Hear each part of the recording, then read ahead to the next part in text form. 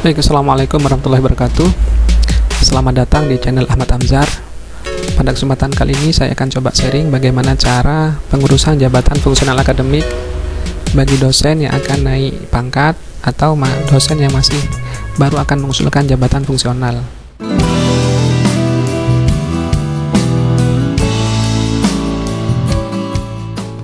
Jadi nanti teman-teman yang akan mengusulkan jabatan fungsional akademiknya bisa berkoordinasi dengan bagian operator kampus ya. Dan biasanya usulan ini didasarkan pada atau hasil dari rapat senat akademik ya. Jadi dosen mana yang sudah layak untuk dilakukan penilaian jabatan fungsional akademik atau naik pada jabatan fungsional akademik.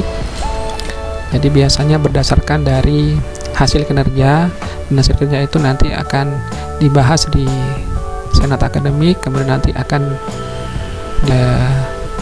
proses oleh operator perguruan tinggi. Nah, pertama yang perlu kita laksanakan adalah koordinasi dengan operator bagian jabatan fungsional akademik. Kemudian nanti operator akan memproses seperti menginput form pengusul. Misalkan di sini ya, yang dicari adalah ya, jadi nanti akan keluar secara otomatis datanya ya, dosen yang akan diusulkan. Kemudian operator nanti akan mengisi sesuai dengan form yang sudah disiapkan oleh LL Dikti gitu ya.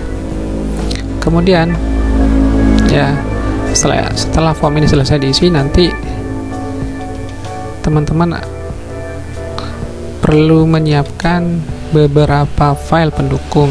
Jadi kurang lebih ada 24 file pendukung yang harus saudara siapkan ya, jika Anda akan mengajukan pengusulan jabatan fungsional akademik ya.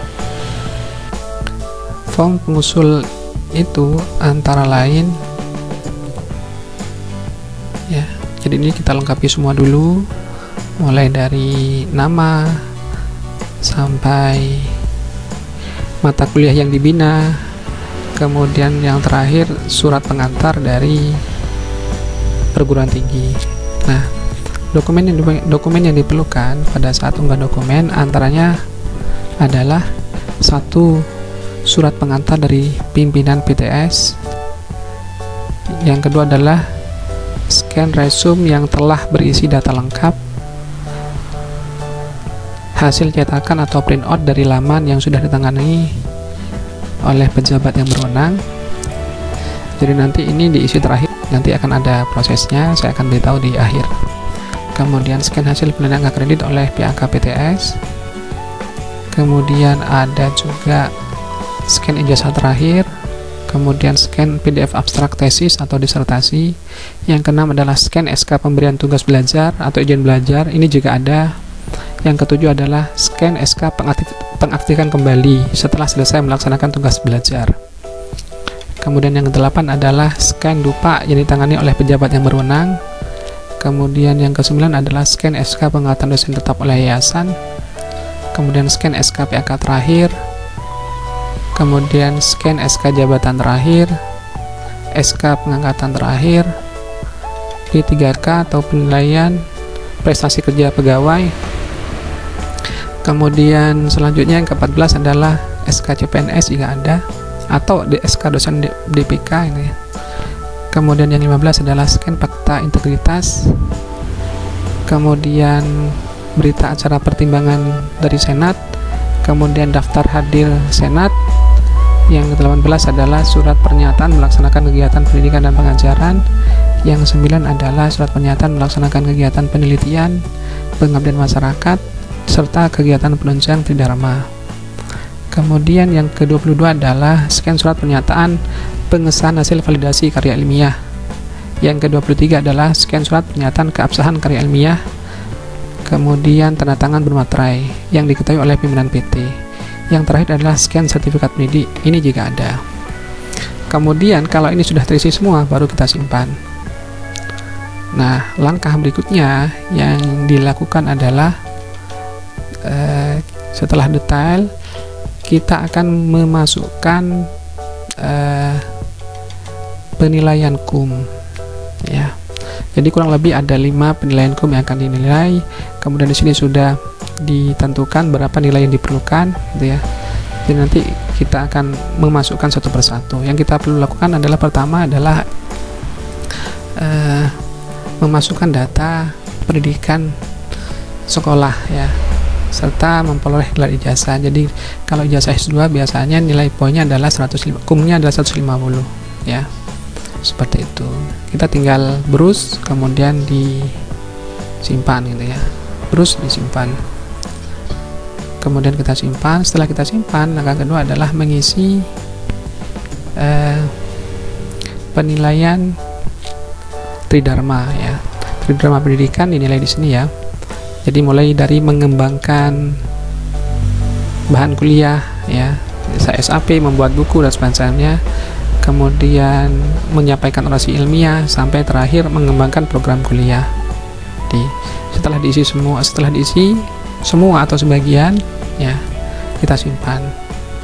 Yang perlu kita ingat bahwa nilai minimal itu tidak boleh kurang dari 5,5 KUM yang diperlukan gitu ya. Kemudian yang berikutnya adalah menyusun karya ilmiah ya. Jadi penelitian di sini atau menyusun karya ilmiah antara lain menyusun karya ilmiah, menerjemahkan atau menyedot buku ilmiah, mengedit atau menyunting karya ilmiah, membuat rencana dan karya teknologi yang dipatenkan, sampai yang terakhir adalah membuat rancangan dan karya teknologi atau rancangan karya seni monumental. Nah, ini cara mengisinya seperti ini ya.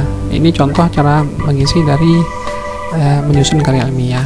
Jadi nanti apa yang perlu diisi ya pada daftar kegiatan penelitian menyusun karya ilmiah ya, seperti ini diisi semua, baru nanti kita simpan seperti itu. Kemudian setelah selesai kita kembali ya, ini diperlukan lebih atau sama dengan 2,5 untuk menyusun karya ilmiah ini. Kemudian yang ketiga adalah kegiatan pengabdian masyarakat ya. Kegiatan pengabdian masyarakat di sini antara lain menduduki jabatan pimpinan pada lembaga pemerintah, melaksanakan pengembangan hasil pendidikan dan penelitian, memberikan latihan atau penyuluhan penataran ceramah pada masyarakat, sampai terakhir dalam membuat tulis karya pengabdian. Seperti itu. Setelah diisi salah satunya atau semuanya kita isi, kita simpan.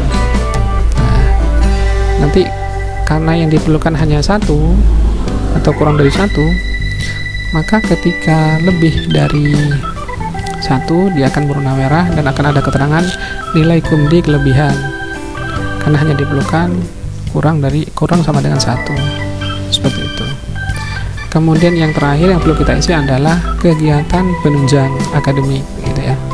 Kegiatan penunjang akademik ini terdiri dari misalkan menjadi anggota suatu panitia atau badan pada perguruan tinggi, menjadi anggota panitia badan lembaga pemerintah, menjadi anggota organisasi profesi dosen, sampai nanti menjadi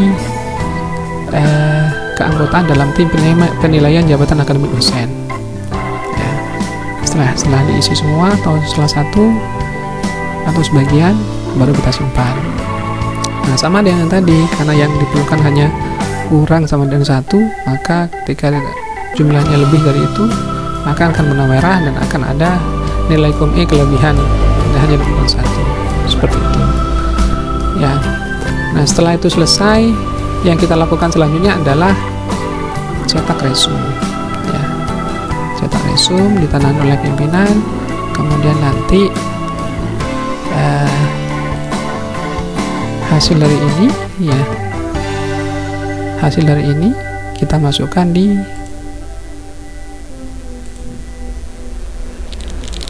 detail pada poin kedua, seperti itu. Nah, kalau ini semua sudah dilaksanakan, baru tahap terakhir adalah kita ajukan ya. Nah, akan ada konfirmasi seperti ini. Apakah Anda yakin untuk mengajukan usulan ini? Kalau operator masih ragu atau kita masih ragu, kita bisa memilih tidak. Tapi kalau sudah yakin bahwa data yang sudah kita akan ajukan ini benar, maka kita bisa mengajukan usulan ini. Nah, kebetulan di LLT kami sedang ada maintenance mungkin, sehingga tidak bisa dikirimkan. Saya rasa itu informasi yang bisa saya sampaikan. Semoga teman-teman sekalian diberikan kemudahan untuk bisa mengurus Java, segera dapat sertifikasi dosen, serta bisa melaksanakan tugas Dharma dengan lebih baik lagi. Jika informasi ini bermanfaat, silakan Bapak Ibu share. Kalau misalkan ada beberapa hal yang menjadi koreksi, mohon koreksinya demi perbaikan channel ini. Ihdinas siratal mustaqim. Assalamualaikum warahmatullahi taala wabarakatuh.